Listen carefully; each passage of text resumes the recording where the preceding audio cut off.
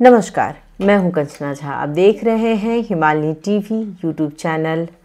और आज मैं फागुन 21 गते जो तारीख तय की गई है चुनाव की, उसे लेकर कुछ बातें करने जा रही हूं।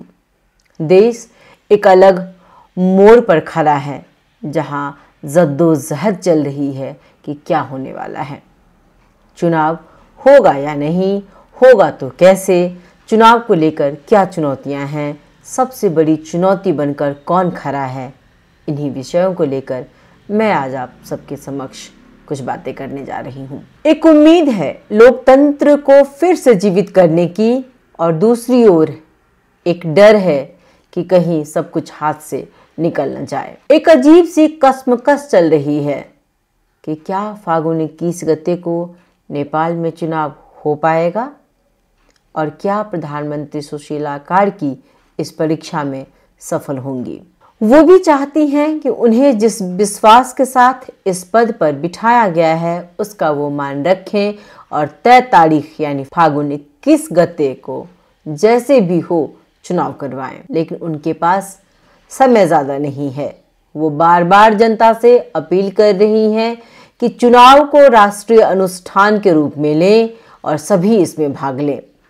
प्रधानमंत्री कार्की के मन में एक डर है कि यदि यह चुनाव किसी कारणवश नहीं हो सका तो देश में एक नया राजनीतिक परिदृश्य उभरेगा और आने वाला समय और भयानक होगा। यह डर केवल प्रधानमंत्री सुशीला कार्की को नहीं है, वरन आम नागरिकों के मन में भी यह डर बैठ रहा है। उन्हें भी यह लग रहा है कि ना जाने भविष्य किस ओर कर बटलेगा। तो आम नागरिकों के मन में यही चल रहा है कि चुनाव हर हाल में हो, ताकि अभी जो यह असमंजस की अवस्था बनी हुई है उससे कुछ अलग परिदृश्य बन सके। लेकिन हम और आप सभी जानते हैं कि चुनाव कराना आसान नहीं है, क्योंकि सभी राजनीतिक पार्टियां इसके लिए भीतर से अभी तक तैयार नहीं हैं।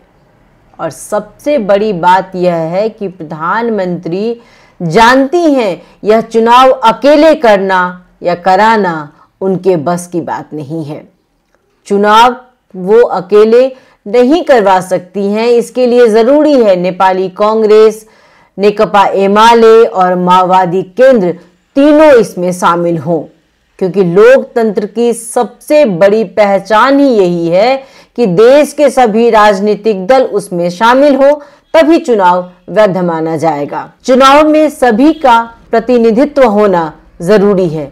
यदि इन दलों में से कोई एक दल चुनाव का बहिष्कार करता है तो न सरकार चुनाव करा सकेगी, न इसे मान्यता मिलेगी और चुनाव का अर्थ ही समाप्त हो जाएगा। अब इस ओर ध्यान दें कि इस चुनाव में सबसे बड़ी चुनौती बनकर कौन खड़ा हो रहा है। वैसे तो कहने के लिए चुनौतियां बहुत सारी हैं, लेकिन सबसे बड़ी चुनौती के रूप में खड़े हैं एमाले अध्यक्ष केपी शर्मा ओली। क्योंकि यदि हम और राजनीतिक दलों की बात करें तो बाकी सभी दलों को बात समझ में आ जाती है, लेकिन एमाले को समझाना और बुझाना, मनाना बहुत कठिन काम है, क्योंकि एमाले की पूरी शक्ति केवल एक हाथ में है और वह हाथ है केपी शर्मा ओली का, जो झुकने के लिए बिल्कुल तैयार नहीं है। वो देश को संकट की अवस्था में देने को तैयार हैं, लेकिन अपने आगे किसी और को आने देने के लिए बिल्कुल तैयार नहीं है। जिस दौर से अभी देश गुजर रहा है, इस अवस्था में उन्हें समझौता कर लेना चाहिए, लेकिन वो समझने के लिए तैयार नहीं है। ना तो वो झुकना जानते हैं, ना समझौता करना। वो भी जान रहे हैं कि अंतरिम सरकार बनने और संसद भंग होने के बाद से नेपाल का संविधान 2072 वेंटिलेटर पर है। संविधान को पुनर्जीवित करने और समयानुकूल संशोधन के लिए 21 फागुन को चुनाव होना ही चाहिए। जानने के लिए जान रहे हैं, लेकिन कुर्सी का जो मोह है वो उनसे छूट नहीं पा रहा है। जेएनजी आंदोलन के बाद तो उनमें गजब का आत्मविश्वास देखने को मिल रहा है। जिस तरह की अभी अवस्था है, और बहुत से नेता केवल सब कुछ देख समझ रहे हैं। सच कहें तो उन्होंने अपने आप को चुप कर लिया है, वो ज्यादा बोलना नहीं चाह रहे हैं, लेकिन ओली हैं कि वो चुप ही नहीं हो रहे हैं, वो अभी भी अपना ही राग अलाप रहे हैं।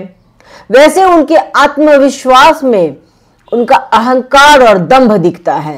कहते हैं जब किसी व्यक्ति में दंभ और अहंकार आ जाए तो उसका विवेक मर जाता है। वैसे एक बहुत प्रचलित पंक्ति है, जब नाश मनुष्य पे छाता है पहले विवेक मर जाता है। यही स्थिति आज ओली की राजनीति में दिख रही है। लेकिन आने वाले समय का कुछ कहा नहीं जा सकता। सब दिन किसी का अहंकार और दंभ नहीं चलता है, उसका नाश होना स्वाभाविक है। लोगों को लगता है कि उसके पास पावर है तो वो अमर है, उसे कोई छू नहीं सकता, लेकिन ऐसा होता नहीं है।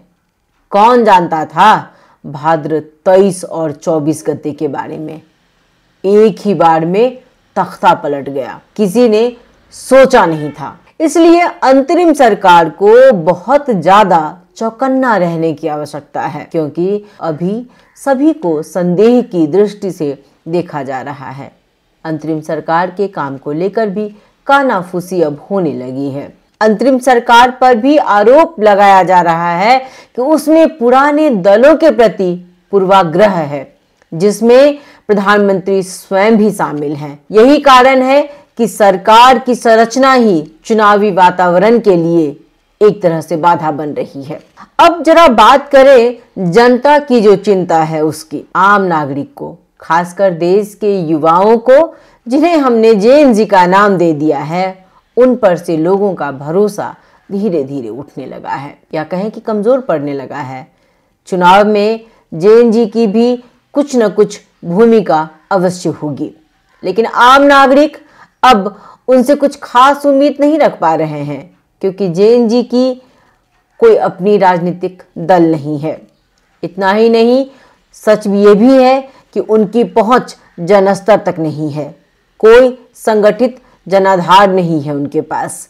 एक वर्ग विशेष जिनकी इनसे कुछ अपेक्षाएं हैं, उनमें भी धीरे धीरे निराशा बढ़ रही है, खासकर 24 गते भाद्र के बाद। भाद्र 24 के बाद से लोग कहने लगे हैं कि यह आंदोलन किसी बाहरी समर्थन से चलाया गया था और हमारे युवा बस मोहरा बनकर रह गए। इसकी और गहराई में जाएं तो इस बात की ओर हमारा ध्यान जाना भी जरूरी है और मानना भी पड़ेगा हम सभी को कि भले ही आम नागरिकों को कथित बड़े दलों से नाराजगी है, उनमें निराशा है, लेकिन यह एक बहुत बड़ी सच्चाई भी है कि कांग्रेस, एमआलए, माओवादी की पहुंच अभी भी जनस्तर तक है। इन दलों की पकड़ अभी भी समाज में गहरी है।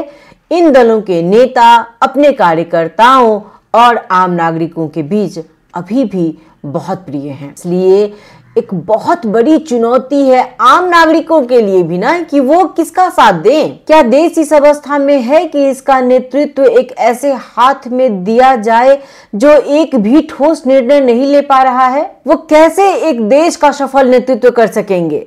हाँ, कुछ युवा नागरिक हैं जो अभी भी जेएन जी की हर बात को मानने के लिए तैयार हैं, लेकिन जो थोड़े से भी समझदार हैं, उन्होंने इस बात को भांप लिया है कि जेएन जी पर ज्यादा विश्वास करना बहुत बड़ा घातक होने वाला है। जेएन जी आंदोलन से देश की संपत्ति का जो नाश हुआ है, इसे लेकर के भी लोगों में बहुत नाराजगी है और आम नागरिकों को भी ये लगने लगा है कि यह आंदोलन जेएन जी का था ही नहीं, ये तो विदेशी सह से हुआ है। वैसे नेताओं के बीच किस तरह की बातें होती हैं यह तो मालूम नहीं, लेकिन हाँ, आम नागरिकों के बीच इस तरह की चर्चा चल रही है कि अगर यह चुनाव हो भी जाता है तब भी इससे कोई खास परिवर्तन देश में होने वाला नहीं है।